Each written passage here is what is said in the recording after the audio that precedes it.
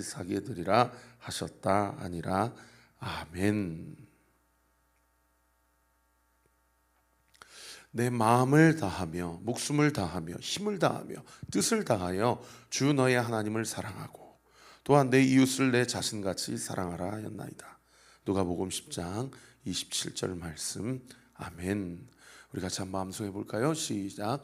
내 마음을 다하며 뜻을 다하며 목숨을 다하며 힘을 다하며 뜻을 다하여 주 너의 하나님을 사랑하고 또한 내 이웃을 내 자신같이 사랑하라 하였나이다. 누가복음 10장 27절 말씀. 아멘. 자, 오늘부터는 이제 32장을 우리가 살펴보게 되는데요. 예레미야 32장에서의 이 사건이 기록되어 있는 시간적 배경이 언제냐? 1절에 보시면은 시드기야 왕 열째 해 곧 느부갓네살 18째 해였다. 나중에 39장에 보면 이때가 시드기야가 다스린 지 열째 해 4개월 됐던 상황이었다. 시드기야가 11년 동안 통치했으니까 적어도 이제 몇 개월 지나면 느부갓네살이 시드기야를 죽이고, 그리고 죽이지 않죠. 눈을 뽑아가지고 포로로 잡아가고, 그리고 예루살렘을 정복하게 되기에 불과 몇 개월 전이라는 것을 알 수가 있어요.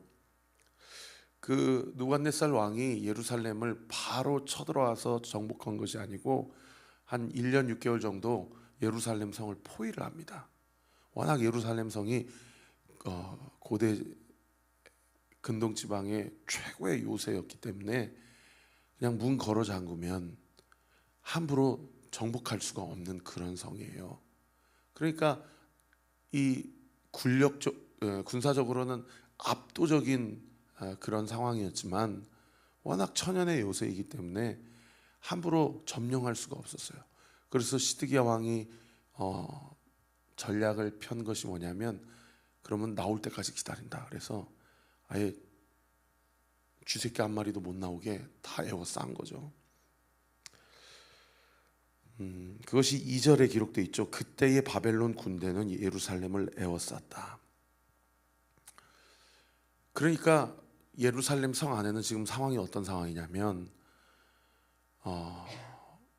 물과 양식이 시간이 지날수록 떨어져가는 상황이기 때문에 너무나도 이 민심이 흉흉하고, 그리고 이렇게 죽는구나 라고 하는 절대 절망의 상황이었어요. 근데 이 절대 절망의 상황에 이 예레미야가 뭐 하고 다녔냐면은, 여러분 그 3절부터 5절이라고 그렇게 본문에 표시가 되어 있는데, 한 5절 말씀으로 한번 생각해 보시고 한번 하반절에 보시면은 여호와께서 이와 같이 말씀하시니라, 거기부터서 한번 보셔요. 너희가 갈대아인과 싸울지라도, 즉 느부갓네살과 싸울지라도 뭐하지 못하리라? 승리하지 못하리라 하셨다 했더니, 유다 왕 시드기야가 이르되 네가 어찌하여 같이 예언했느냐 하고 예레미야를 가둬버렸습니다. 그러니까 이미 지금 양식이 떨어져 가고, 그리고 물이 떨어져 가고, 그런 절망적인 상황 가운데서 밖에서 자꾸 소리치고 항복해라, 항복하면 살려주고, 계속해서 문 걸어 잠그고 안 나오면 들어가면 다 죽여버릴 거다, 이런 절망적인 상황인데, 안에서 동족이라고, 시드기야 입장입니다. 안에서 동족이라고 하는, 소위 하나님의 계시를 받았다고 하는 참 선지자인 예레미야가 예루살렘 성 안에서 어떤 말씀을 계속 얘기하는 겁니까? 항복해라, 절대 승리하지 못한다, 이것이 하나님의 뜻이다 라고 이야기를 하니, 만약에 이 시드기야가 하나님의 뜻에 부합한 착한 왕이었으면 항복했겠죠. 순종했겠죠. 그런데 어떻게든 싸워보려고, 그죠? 그리고 안에서만 싸워보려고 했겠어요? 밖으로는 여러 친서를 어떻게든 보내가지고 이집트에게 좀 우리 좀 도와주세요, 다른 나라에게 우리 좀 도와주세요, 어떻게든 그 성을 좀 지켜보려고 그런 상황 가운데 예레미야가 항복해라, 승리하지 못한다 그러니까 얼마나 듣기 싫었겠습니까? 그죠? 그러니까 이 시드기야가 한 일이 뭐예요? 2절 하반절에 보시면은 선지자 예레미야는 유다의 왕의 궁중에 있는 시위대들 안에 갇혔다. 이 사람을 감옥에 가둬버린 겁니다. 그리고 감옥에 가둔 이유가 5절 하반절에 보시면은 유다 왕 시드기야가 이르되 네가 어찌하여 이같이 예언하였느냐 하고 그를 가두었음이었더라.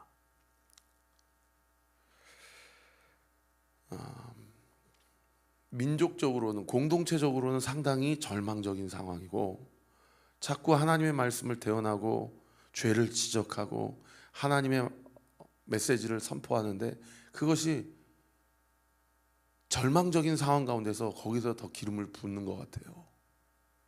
예레미야 입장에서는 얼마나 억울하겠어요, 그죠?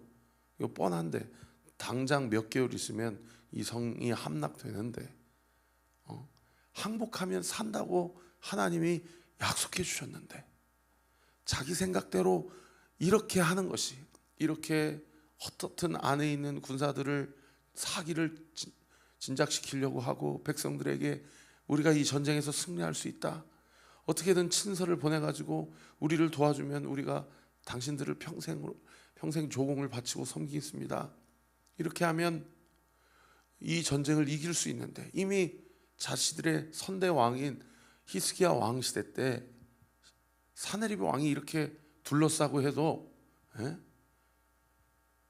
하나님이 수십만 그 대군을 한 큐에 다 날려버리신 그 기적의 역사가 있는데,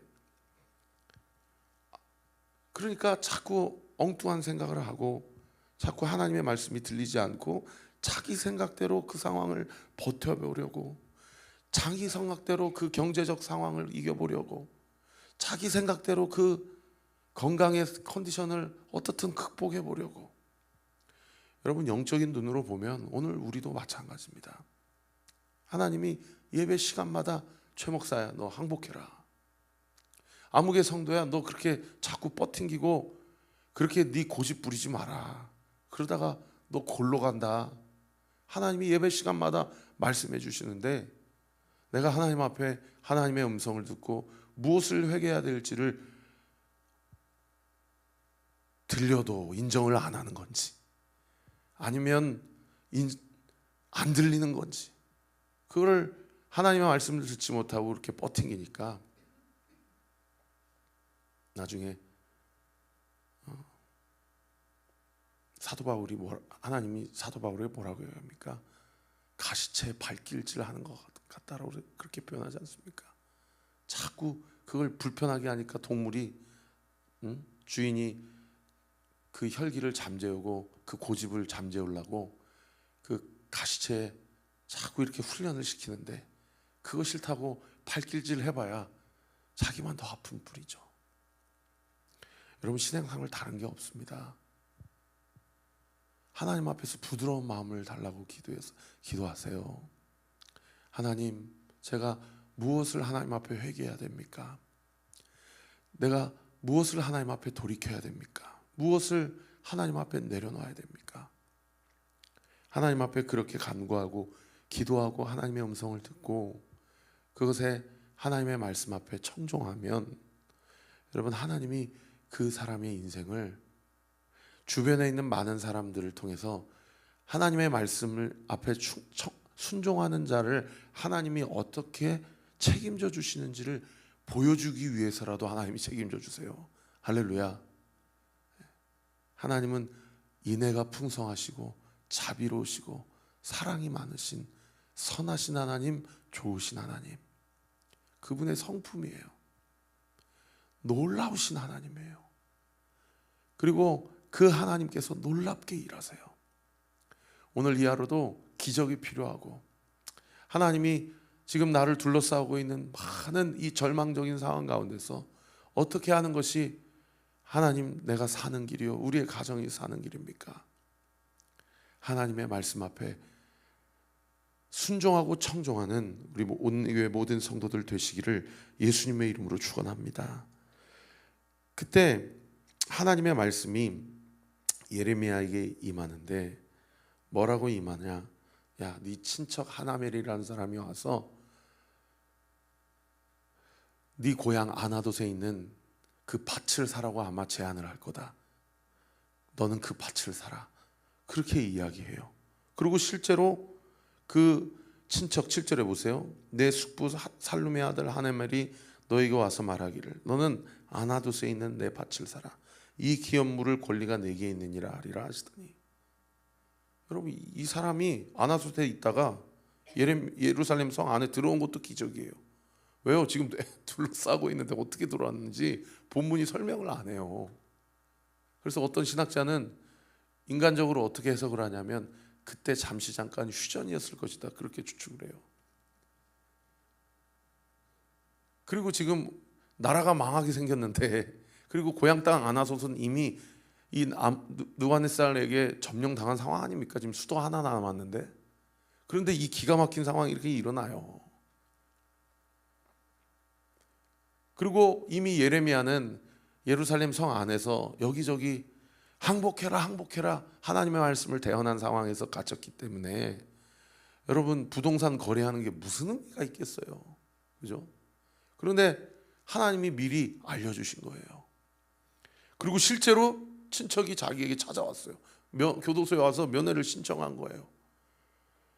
8절이 그것을 증명하죠. 여호와의 말씀과 같이. 이미 알고 있었고 그렇게 성취가 된 거예요. 그래서 그 땅을 삽니다. 8절 하반절에 보면 기업의 상속권이 너에게 있고 물을 권리가 너에게 있으니 너를 위해 사라 하는지라 내가 이것이 여호와의 말씀인 줄 알았으므로. 여러분 하나님과 연결되어 있는 자의 특권이 뭐냐면, 연결되어 있지 않고 누군가 나와서 나 이거 좀 사줘, 아 이거 좋대, 이거 좀 한번 먹어봐, 그냥 일상적인 삶에 얼마든지 일어날 수 있는 일들로 치부할 수 있는 내 상황 가운데 벌어질 일들이, 하나님과 연결되어 있는 자들의 특징은 뭐냐면, 아 이게 일상적인 것이 아니라 하나님이 내 삶 가운데 역사하시는구나 라는 분별할 수 있는 영적 분별력이 생겨져요.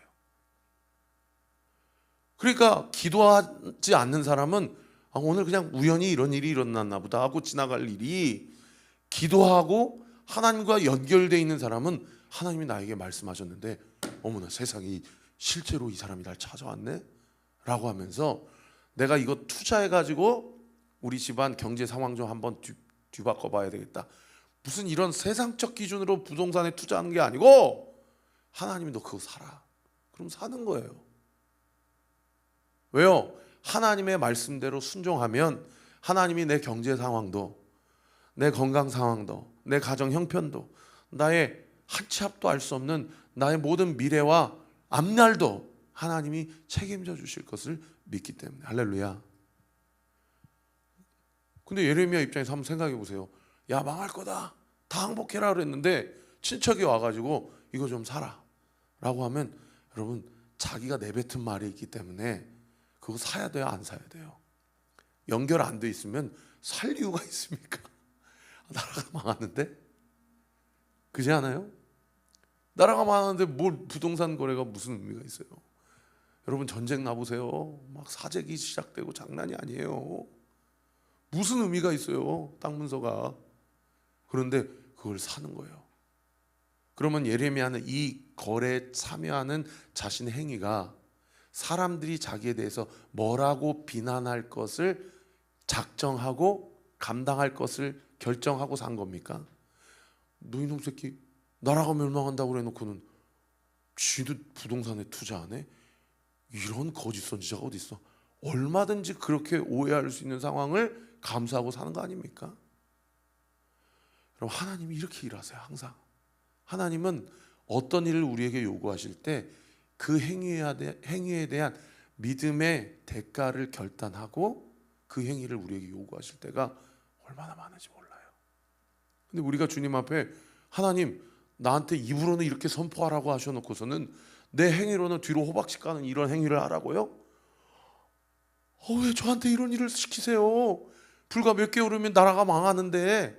얼마든지 그런 얘기할 수 있는 거 아닙니까? 그런데 오늘 본문 8절 하반절에 보면 뭐라고 얘기해요? 내가 이것이 여호와의 말씀인 줄 알았으므로. 9절 내 숙부의 아들 하나멜이 아나도스에 있는 밭을 사는데 얼마를 달아주고 사요? 은 17세겔을 주고 삽니다. 여러분 10세겔이 주석을 찾아보니까 그 당시 1년 연봉이었다고 그래요. 그러면 17세겔이면 몇 개월치 연봉, 몇 개월치 봉급이에요? 12% 7이니까 19개월치 연봉이에요. 여러분 한 달에 한 300만 원만 번다고 생각해 보시면 이 땅 얼마 주고 산 거예요? 적지 않은 돈을 주고 산 거예요. 나라가 몇 개월 후에 망하는 걸 아는데도 상당한 대가를 지불하고 하나님의 말씀 앞에 순종합니다. 여러분 하나님의 말씀 앞에 순종하며 사는 건 죄송합니다, 그렇게 고상한 거 아니에요. 엄청난 대가를 지불하고 우리가 하나님 앞에 순종해야 돼요.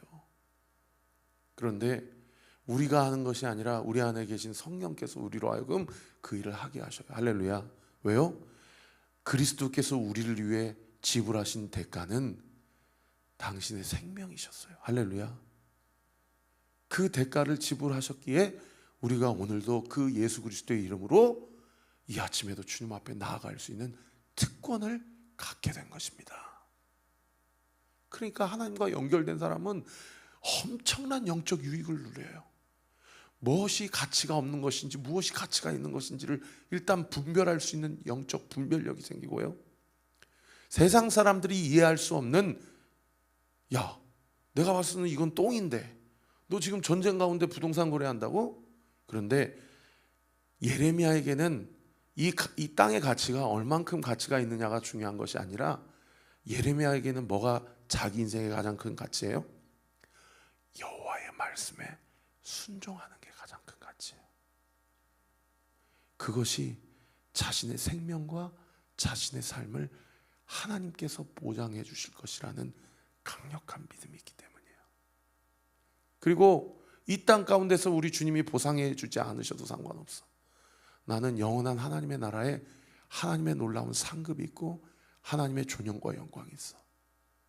여러분 얼마나 예레미야가 그 BC 586년에 나라가 망하는 시대에 오죽하면 별명이 눈물의 선지자겠냐고요.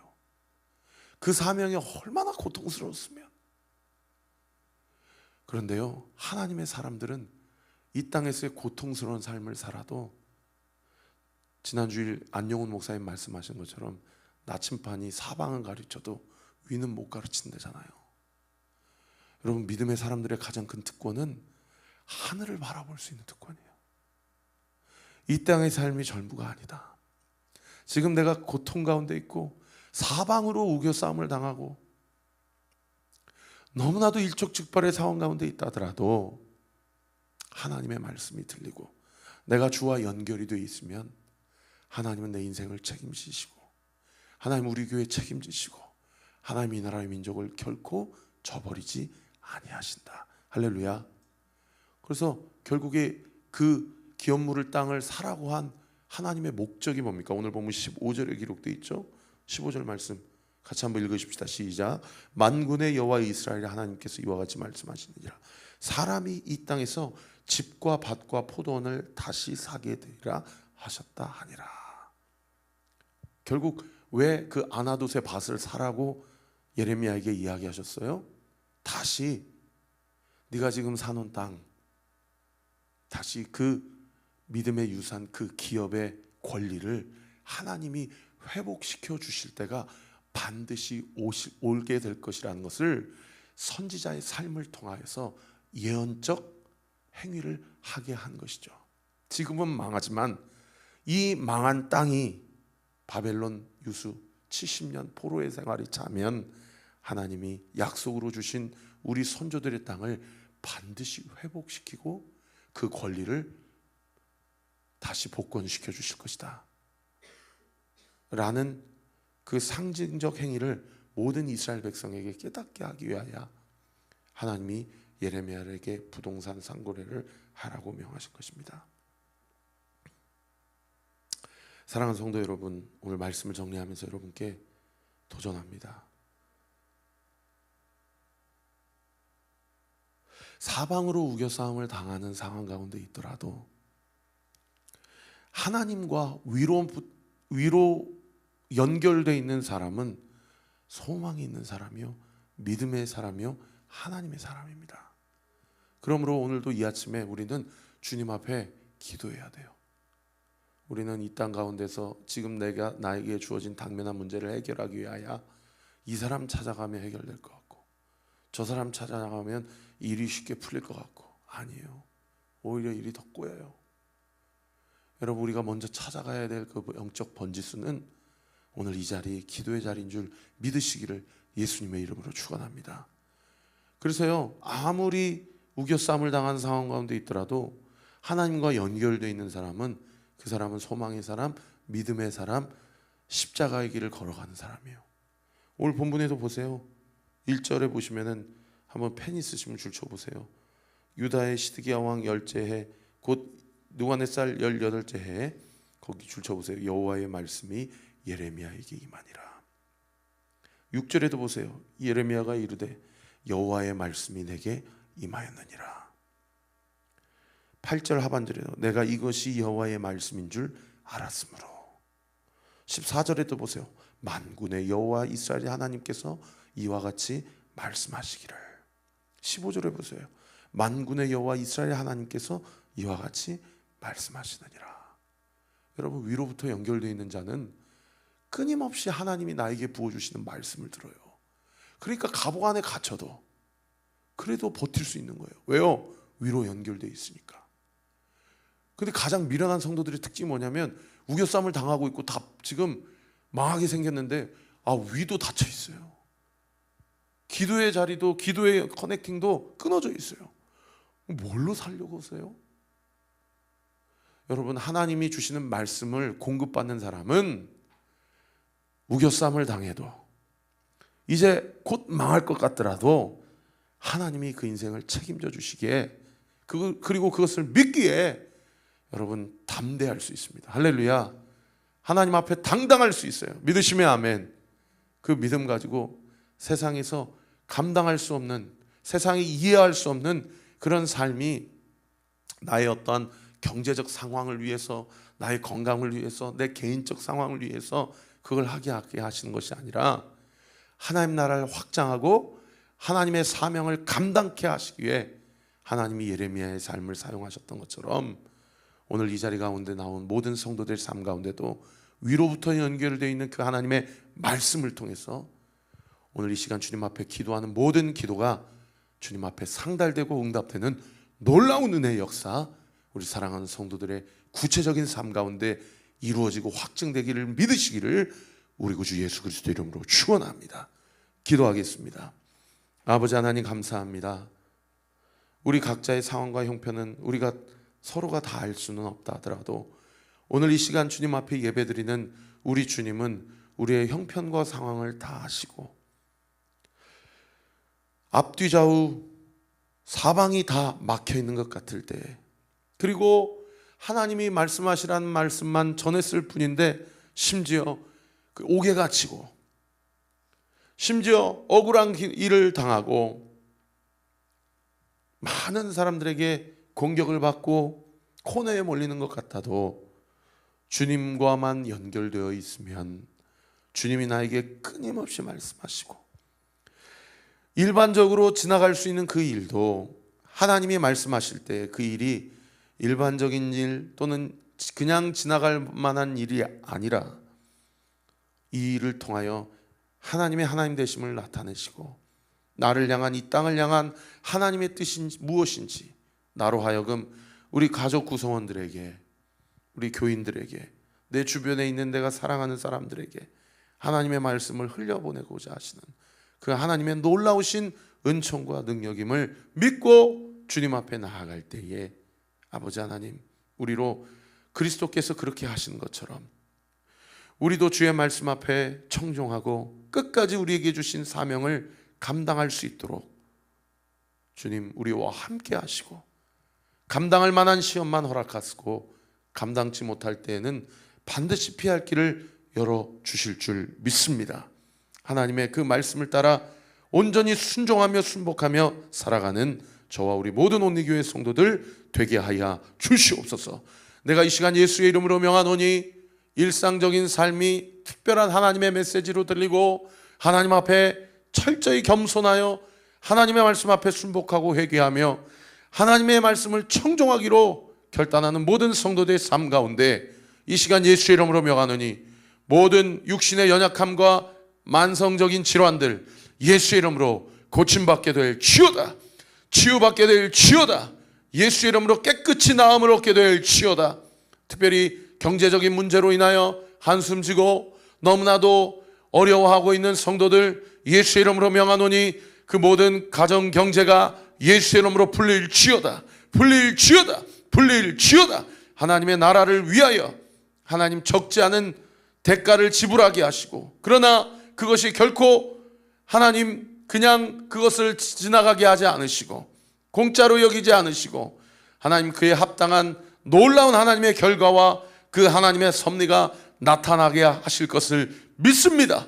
그 믿음 가지고 주님 앞에 기도하는 모든 기도가 예수의 이름으로 응답될 치유다. 응답될 치유다. 응답될 치유다.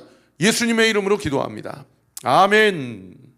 지금은 우리 구주 예수 그리스도의 은혜와 하나님의 사랑과 성령 하나님의 위로 교통 충만하심이 오늘 주신 말씀 붙잡고 오늘 이 하루도 주님과 동행하며 하나님의 뜻을 온전히 이루기로 결단하는 우리 사랑하는 오늘 교회 모든 성도들 머리 위에 오늘 하루의 모든 일정 위에 지금으로부터 영원토록 함께 하시기를 간절히 축원하옵나이다.